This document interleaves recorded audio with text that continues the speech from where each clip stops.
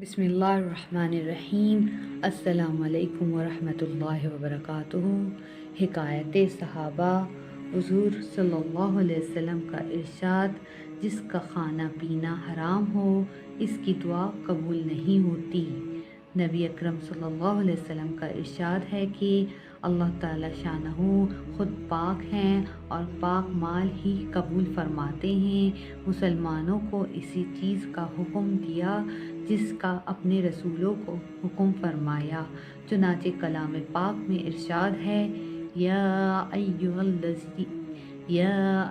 الرسل کلوا من طیبات واعملوا صالحا انی بما تعملون علیم۔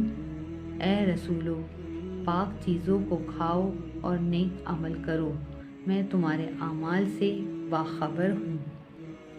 دوسری جگہ ارشاد ہے، یا ایھا الذین آمنوا کلوا من طیبات ما رزقناکم۔ اے ایمان والو، ہمارے دیے ہوئے پاک رزق میں سے کھاؤ۔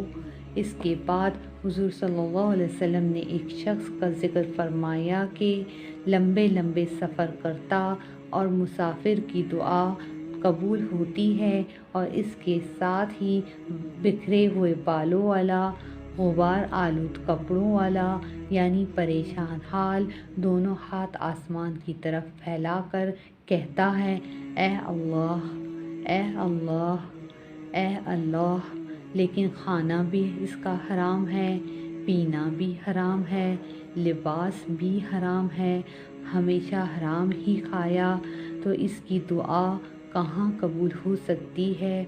فائدہ: لوگوں کو ہمیشہ سوچ رہتا ہے کہ مسلمانوں کی دعائیں قبول نہیں ہوتی، لیکن حالات کا اندازہ اس حدیث شریف سے کیا جا سکتا ہے کہ اگرچہ اللہ جل شانہ اپنے فضل سے کبھی کافر کی بھی دعا قبول فرما لیتے ہیں، چہ جائے کا فاسق کی، لیکن متقی کی دعا اصل چیز ہے۔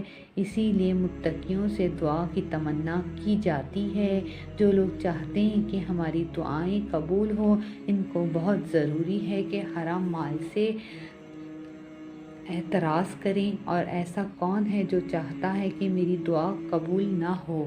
اور سبسکرائب کریں۔